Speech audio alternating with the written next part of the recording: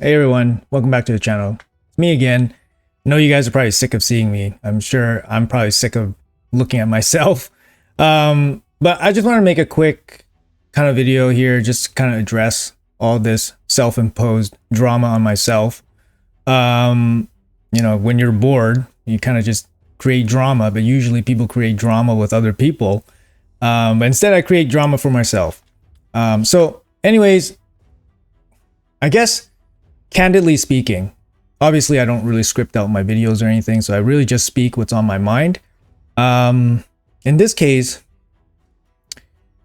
yesterday was tough, right? Like mentally, I think of myself pretty mentally like thick-skinned, but it does take an emotional, mental toll. I did get a good night's sleep, so I was able to compose my thoughts a little bit. And generally, I'm a pretty rational person. So I try my best to view things in a reasonable manner, objectively, and so forth. I try my best to go through as many of the comments, even the replies, as much as I could, because I do value people's opinion, whether it's good or bad. You can always try to take away something from them. And there's always bits of wisdom and, things like that. So after reading and diving through all that content I generate about myself, I can understand where everything is coming from. And there's many different layers of people being upset. And I can understand, I think, every part of it. There's one part, I'll try to dissect it here actually. There's one part that is upset that I'm free to play. The other part is upset that I get rewards. And then there's another part that's upset that I advertise my channel as free to play and I'm deceiving people. I can respond to all those. There's different layers of those, kind of overarching categories, right? So for example, like deceiving people. I've never, actively told people that, hey, you can have an account like mine if you do exactly what I do. No, that's not true. Mainly this channel, I created it. I started off, just showcasing what I do in the game. And because I was free to play completely, in your eyes, I just advertised it as free to play. And of course, people follow along and all that, right? Nowhere did I really, suggest or anything like that you can emulate or duplicate my account, because obviously there's RNG involved. But in the grand scheme of things, like long-term free-to-play players have a very disciplined approach. I'm not, super special in that regards. I don't do anything too groundbreaking. Although some things, like maybe I'll, have a little bit of a strategical edge in some parts, but honestly, I'm not super groundbreaking. But the long and short answer of how to achieve an account like this is to basically just play for a long time with a disciplined approach.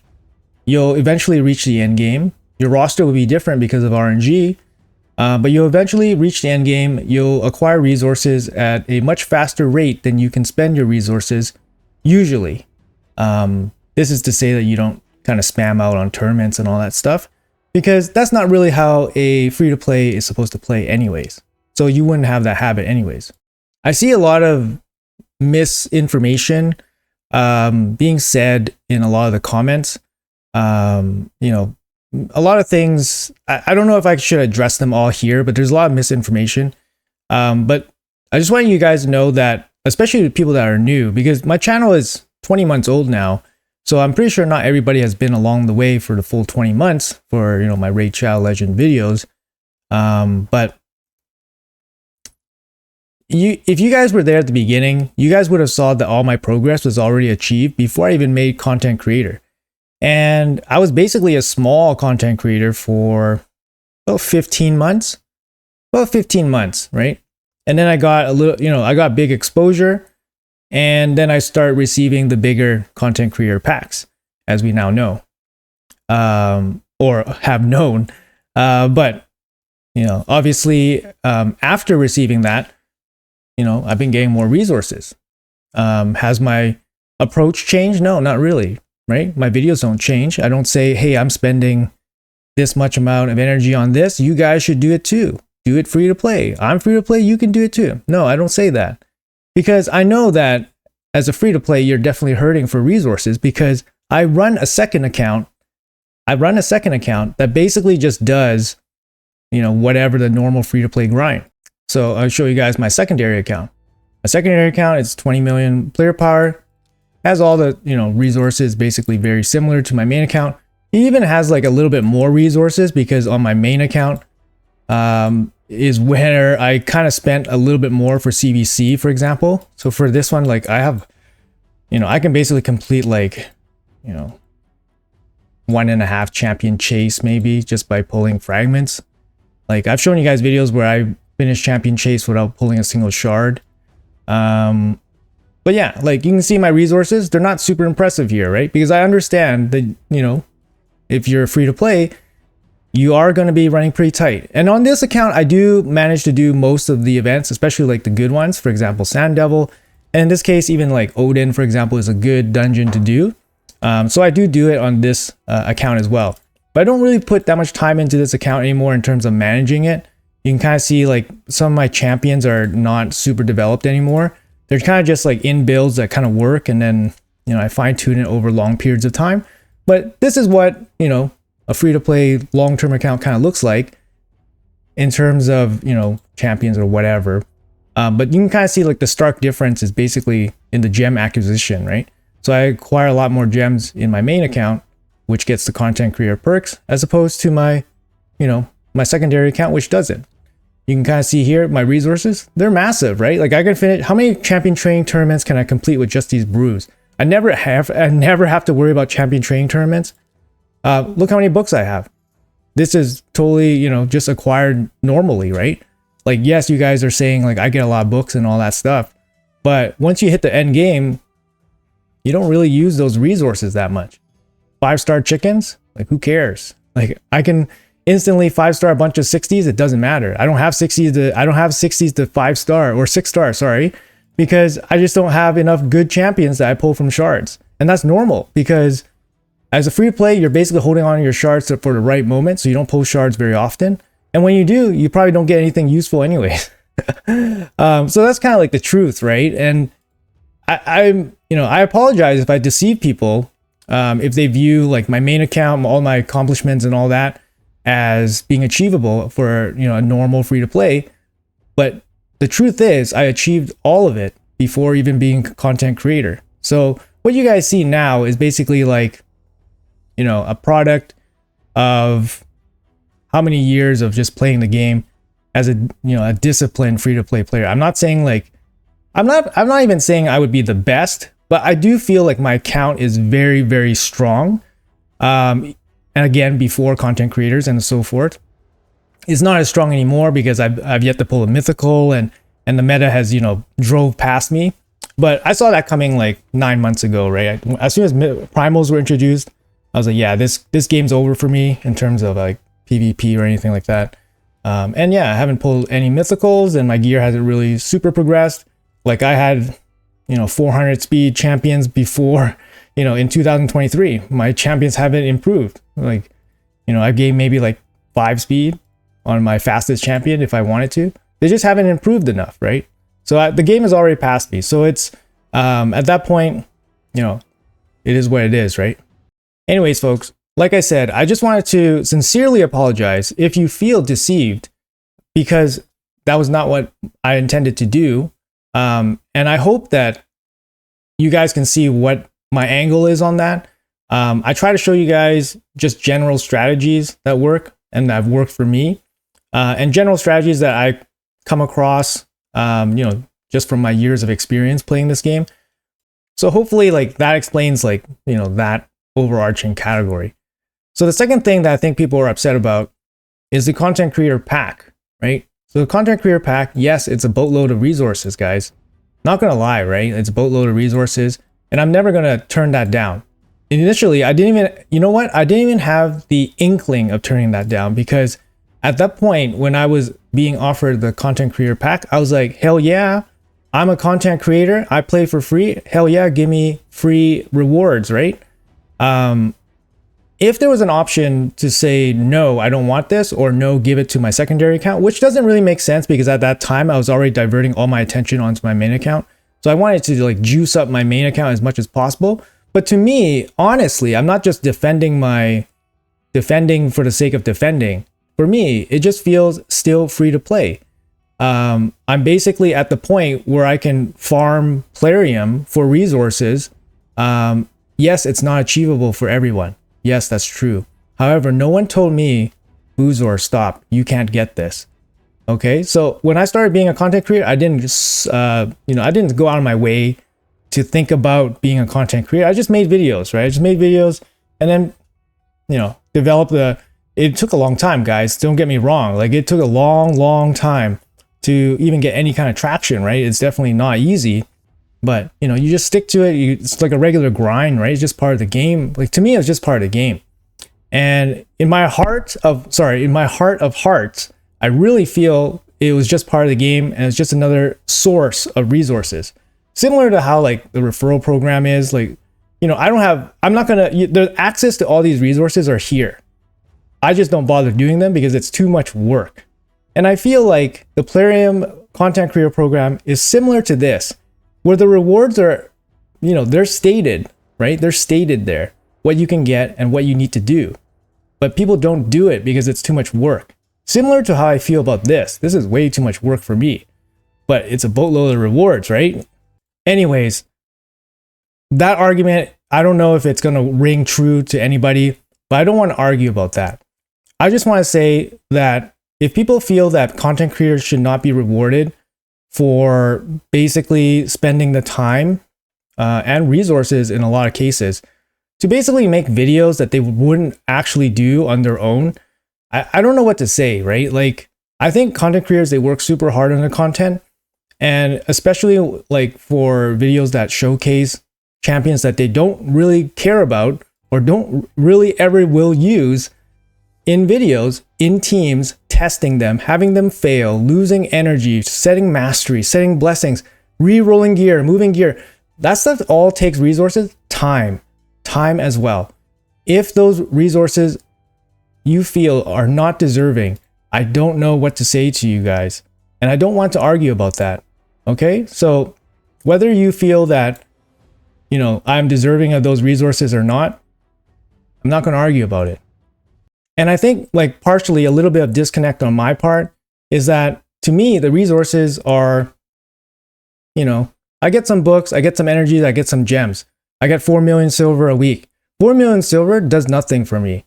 You think like I didn't stack up 4 million silver a week to get 1 billion silver on my alt account. And I didn't stack up 4 million silver a week to get 1.4 billion on my main account. That just doesn't, that doesn't make sense, right? But the energy and the gems do help in terms of giving me like a buffer where I don't have to worry about fusions, right? I don't have to worry about fusions. I don't have to worry about events. Of course, I still manage my resources to the best of my ability. As you can clearly see, even on my alt account, I still have a decent stash of gems, obviously not as much, but I'm able to complete basically any event that I want to complete. Similar to my main account, right? But it has more resources stacked up. So I'm not going to downplay that anymore. In terms of the books, I've already shown you that my alt account has a good stack of books here. I can't use them because there's nothing to use them on. And my main account also has a much larger stack of books. But again, I don't use them. It just doesn't, improve my account as much as you guys might think. Of course, if that pack was given to, a level 50 player, that person would be going crazy, right? That's a massive amount of resources. Not gonna lie, right? But that's how I feel about it. I think there's a little bit of disconnect there with how important that pack is. It covers, making a champion, playing it out, wasting the energy, setting the masteries. Remember, masteries cost 800 gems, guys, if we want to go that route. Anyway, so that's kind of like category 2. All right, guys, so it's time for the spreadsheet. I totally forgot about these statistics, but I feel like if we're talking about being transparent in terms of like my accounts, I mean, these are statistics. You guys probably have never seen these before, because these are the statistics from the 2023 4th anniversary recap videos that I could find that every single CC had put out. So basically, I made a video that no one really cared about, but I put a lot of work into it. So I made this spreadsheet. All the data on this spreadsheet came from the recap videos that content creators posted. And basically what I found is that my account, I knew was already very strong.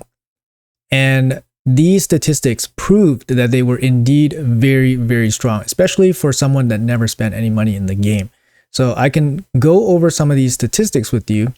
Unfortunately, in 2024, they didn't have the same format for the statistics and data that they were giving us. I was hoping to make like a follow-up in 2024, but the recap video was way worse. Instead of tracking your lifetime data, it was only tracking your data for like the last year, which was not significant enough.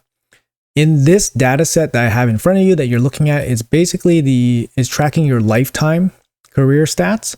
So you can see on the left-hand side here, we actually have, a lot of, maybe some famous content creators that you guys might know. Murder Inc., Sheeny, Hell Hades, Chosen's here, Matt Capper, Ash, Mac Chan, Smiley, Scratch, Jay Gigs, Nub Raids, Jarek's a smaller content creator, but he's here as well. So these are all the recap videos that I found. So why is this relevant? So in the recap video, it showed you how many of each dungeon you did, how many shards, how many champions you had pulled, how much of each dungeon you did. So Dragon, Spider, Fire Knight, Minotaur, all of those statistics were given to you in your lifetime. Okay, so I took all those statistics and I basically broke it down into like a way where I can analyze it. And some of the results are very, very interesting. I want to take some of this time to share with you guys so that you guys have a better understanding of the strength of both my accounts. And if you guys think I totally made this up, I don't know what to say to you guys. I would pat myself on the back for completely making this all up. But trust me, the data is real. If I made a typing error, then that's maybe a typing error on my part. But all the data is pulled from those videos.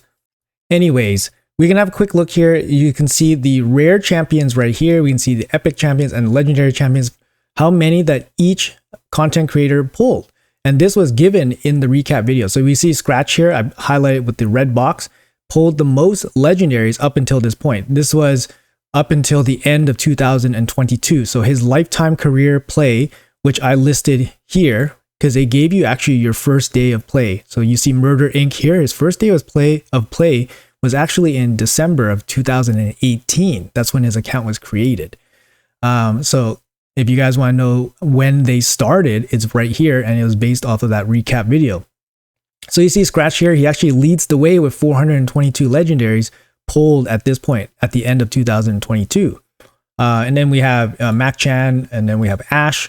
Obviously tied for Legos pulled in terms of total pulls. So we have total pulls as well because they showed epics and rares.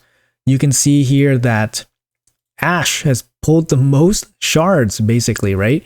He didn't pull the most shards. Murder Inc. pulled the most shards in his lifetime, but Murder Inc. also played an extra, like 9 months over Ash.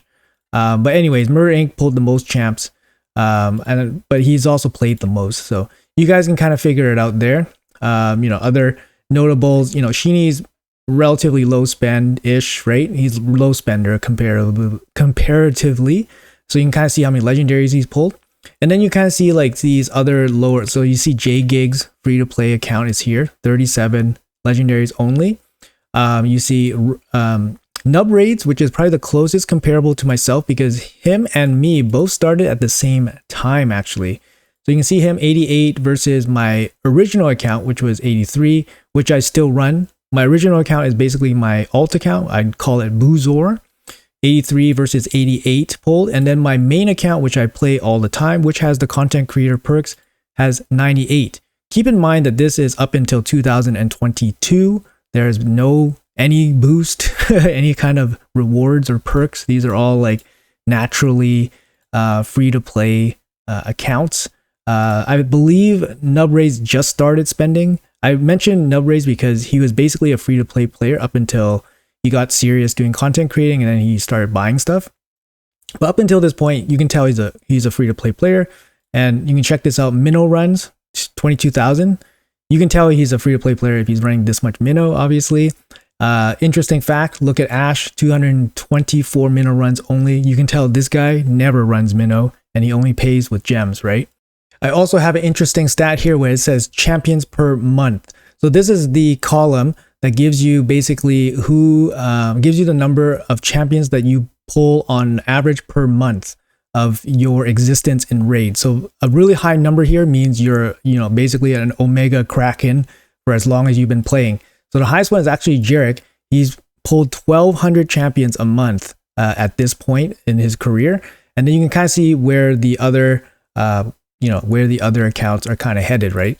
So you can see both my free-to-play accounts and, nub raids, about 150 per month.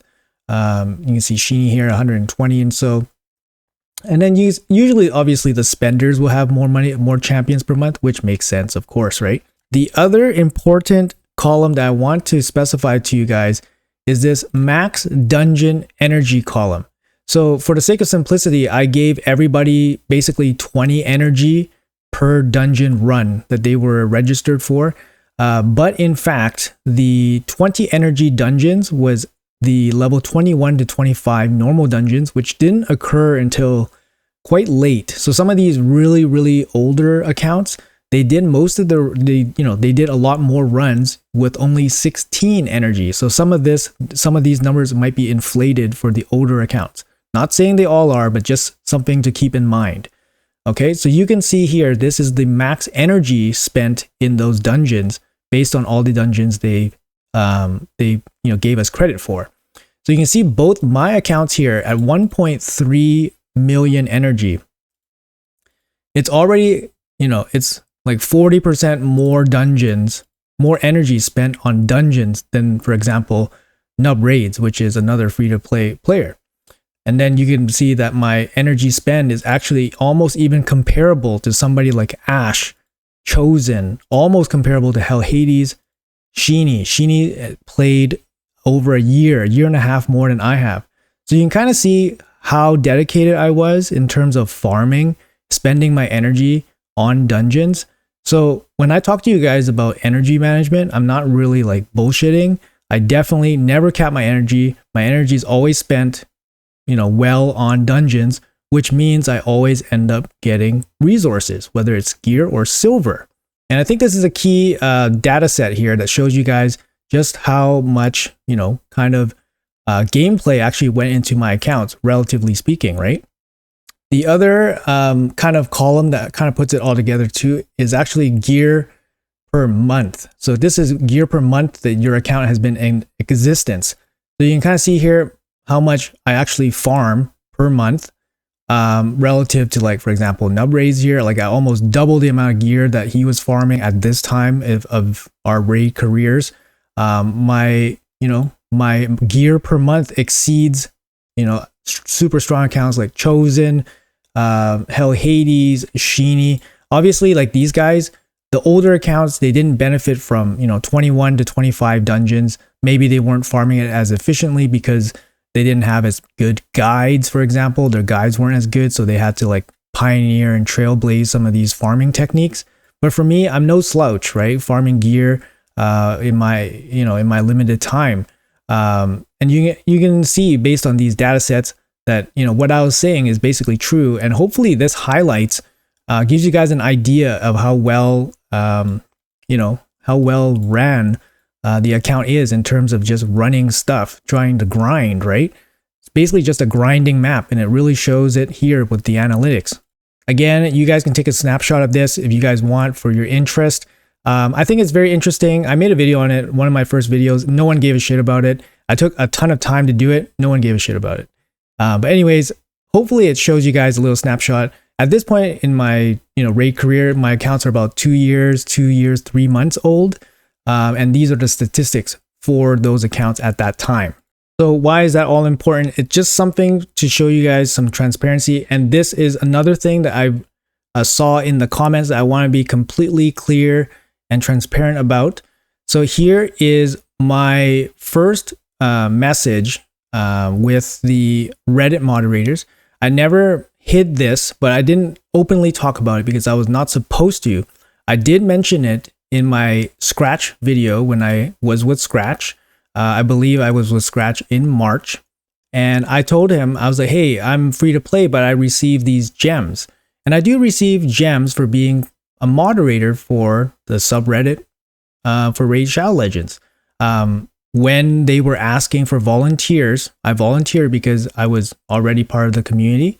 I obviously, they never talked about it. They never advertised it. And then they gave it to me. I was like, okay, yeah, this is great. Of course, right? Free resources. But there's obvious reasons why they can't just advertise it. But I thought, of course, I'm going to tell Scratch this. And of course, we mentioned it on his video. And I do mention it fleetingly here and there, but I try not to bring too much attention to it. But I do get gems from my Reddit support. And it's the equivalent of the $10 gem pack per month. And this is just proof of me entering the subreddit for the first time. And I receive, the pack shortly after. So here's like mid-January of 2023. So keep in mind, up until this point, hopefully I showed you guys that my account was already pretty well established, and I was pretty much doing endgame things already at an endgame level. I just wanted to show that, and the data set hopefully was helpful. Again, I got some comments about how my creator packs helped me achieve certain things. These are my videos for reaching 1 billion silver as a free-to-play player. I posted them on February 2nd. This was probably out the first time I got the Reddit gem packs. Up until then, that's it. There's nothing that really can help my account along to generate more silver. Grinding silver just takes time. You can't even buy this much silver if you wanted to. It just takes time. It's all grinding, right? And hopefully it was evident with the analytics that I provided.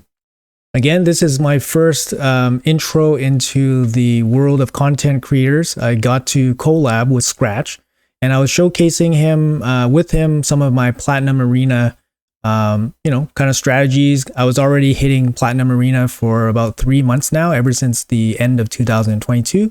I did say in one of my videos that after I pulled Warlord, which I pulled Warlord around Christmas time, I started taking Platinum a lot more seriously. And then I was basically tackling it for about 3 months. And then I contacted Scratch. You can kind of see here, I contacted him for the first time. And then we started talking about doing a collab, and I was on his channel. And this is kind of where I got a little bit more exposure and all that stuff. But like I said, in this video, I already mentioned that I had the Reddit gems, and that was the only help I really had at that point. And I've really only had it for about 2 months. So about 2 months, you can kind of see here, March. So I had Reddit packs for about 2 months at this point.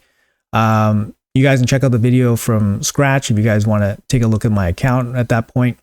But again, the timestamp is here just to make sure that it's clear. Yes, it's Scratch AK-47. It's not just some random Scratch guy.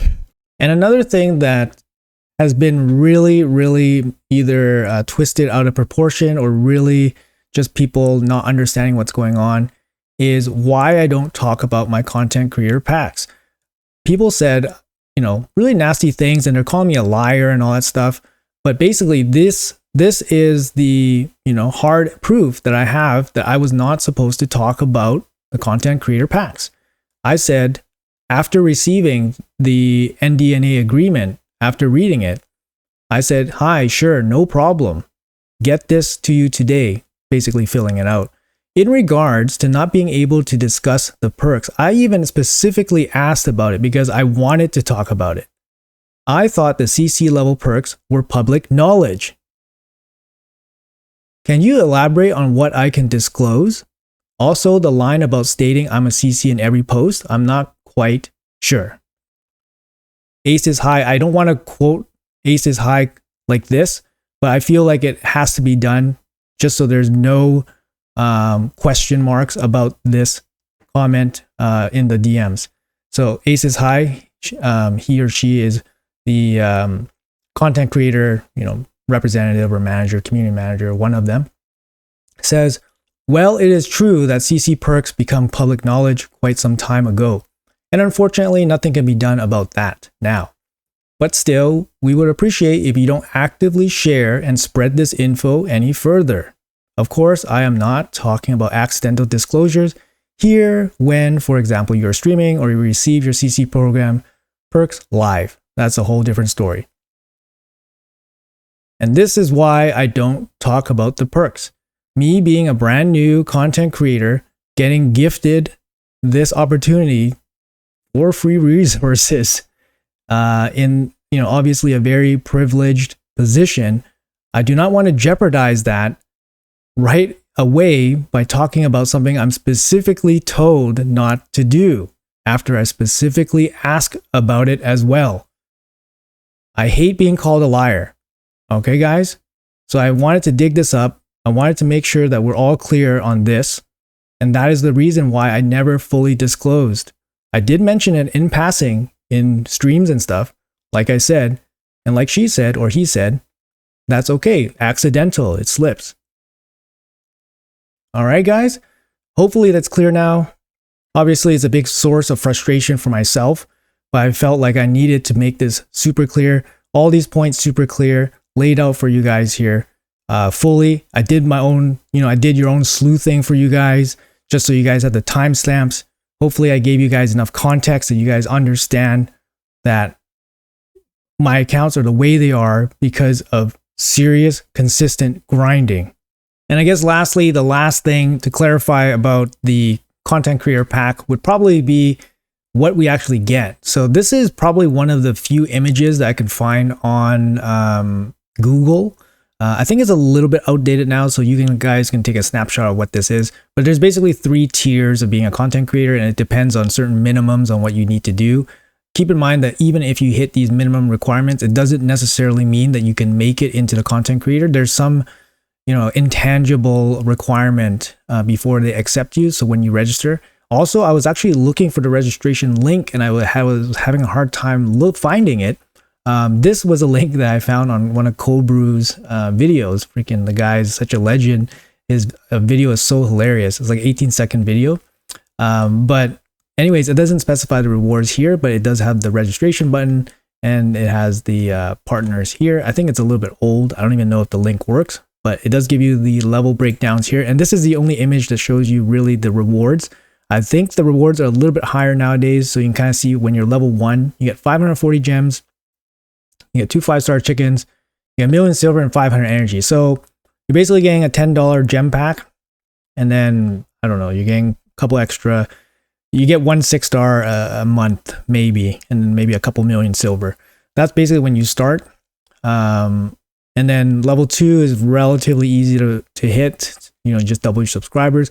Level 3 is the one that I'm in, and it's much harder to get. There's not many of us in here. We already saw the creator pack and what it looks like. So again, full transparency, right, guys? Like, this is not gated to anybody. It's, it's free registration. You register whatever you want. It's whether they accept you or not. Obviously, I understand not everyone can do this based on whatever time constraints or whatever, but it is available. Given the condition, you can actually grind it for resources. But again, a full disclosure here, you guys can take a look. Again, we're not supposed to talk about it, but here we are talking about it. So might as well spill the beans on it all. This is public knowledge, by the way. So I found this on Google. All right. Hopefully I talked enough about the part where I feel like people can definitely feel like it's deceiving to see my content and then try to emulate it and then feel like they can't because of certain, perks that I get. But like I said, I sincerely apologize for anyone that feels deceived. That was not my intention. There are certain reasons why obviously things could not be disclosed in the way that I would liked it or you would have liked it. Hopefully the older members of the channel that saw me progress know more about it, and it's only an issue, mainly with newer players or newer viewers that didn't see the transition, didn't hear me talk about certain things. So hopefully you guys can accept my apology on that, and I'm being sincere. And then finally, the last kind of overarching, theme of outrage for people is basically me calling myself free to play. So in this regard, like we can argue there seems to be like so many avenues of what people consider free to play. But for me, it's as simple as if you didn't spend any money in the game, you're playing the game for free. You could say I'm a zero spend player, but what is that? Like, how different is that compared to free to play? Anyways, guys, I know the arguments that are going to come in when I say that, but that is just like my boiled down simple definition of it. When I became a content creator and I started receiving the perks, I never thought that I was not free to play. It was just an extension of the game. I went after it, like I said, similar to like referral program. And, it's just the resources were there for the taking. And then if you wanted it, you just have to put in the work to go get it. What I can really get behind is the part where maybe newer viewers felt deceived. And of course, that was not my intention. So I want to say, sincere apology on that front for sure. And as a learning experience from all this, I feel like I can be a little bit maybe more thorough in how I describe certain things. I'm always very careful with how I describe my gameplay in terms of what I suggest, because I know not everyone is going to have the same experience, and people's mileage will vary. Let's say that because you can be really good for one fusion 1 month, and then the next month melt down, lose all your shards on a bad event, for example, and that's going to be the end. And you probably quit the following month, and you say, hey, this didn't work, or this and that, right? So, I just want to be very careful with all that. Ultimately, like, this isn't my job, right? Ultimately, I just do this for fun. I play Raid Shadow Legends first, and I'm a content creator second. That's the thing. I enjoy the community. I enjoy interacting with you guys. That's why I do. If you guys are on my channel for any extended period of time, you guys know that I definitely monitor the comments. If you guys have questions, if I can answer them, I will try to in a reasonable amount of time. And of course, if they're reasonable questions, right? Like, I'm not gonna answer some weird question or anything like that. And I'm generally like pretty reachable. So I do enjoy the community. I do enjoy creating content because it's fun. And I do enjoy, generally the response. And I feel like even though I did get a lot of negative criticism, I feel like it's a learning experience. So definitely I can get on board with, the angle where players are feeling deceived. Sure, I can get on that. Although not my intention. And I don't feel like I certainly had like specific instances or things that I said that were deceitful. I do feel like maybe both of us were maybe partially a little bit misunderstood, or maybe there was some kind of misunderstanding. And like I said, there's kind of been like a little bit of like digesting of misinformation around there. Unfortunately, like, it'll be impossible to address everything.